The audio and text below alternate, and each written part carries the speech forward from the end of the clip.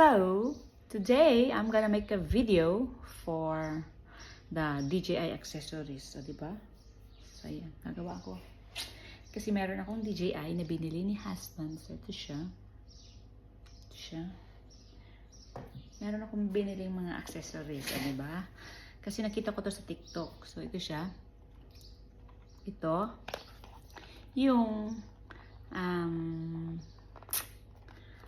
Yung handle na para mabilis para ma-secured. So, ito siya. Yan. So, ipasok mo lang yung DJI dito. Yan. So, let's try. Ito yung DJI. Tapos, may adjustan din siya.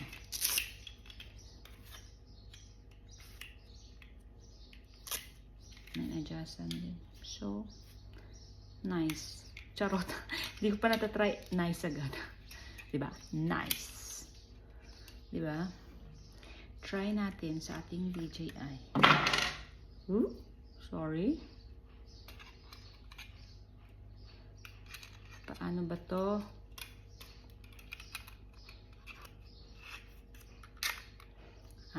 Ganun. Tapos, ito siya, oh. So, magbablog ka. Hello.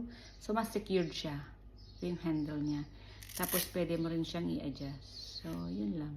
Diba? Yarn. Maganda siya, in fairness. Maganda. Meron pa itong K&F na filter. Diba? Meron din tong hard case. Kasi, ito lang yun. Half lang siya. So, open siya rito. Open dito. Samantalang ito,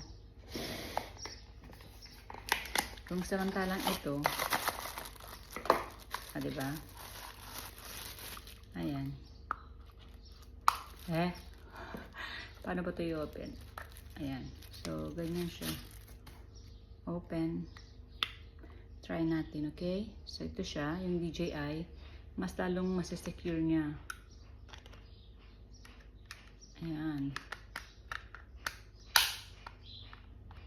Ayan, secured yung screen. Tapos, yung kanyang, ito pa, yung gimbal. Diba? So, perfect.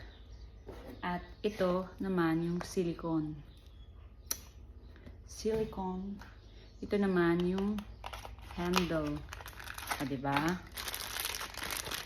Ayan. Handle. So, yun siya. In-order ko pala ito sa Amazon. So, ayan siya. Cute! Ang cute! So, nakataya na siya. Ito rin, kung ang cellphone may tempered, syempre may tempered din ang glass ng DJI. And last but not the least, ito naman, magnetic mount. So, ito siya. Pwede to sa mga steel, ganyan. Pero hindi to pwede sa ganito. Hindi pwede. So, yun lang. Bye!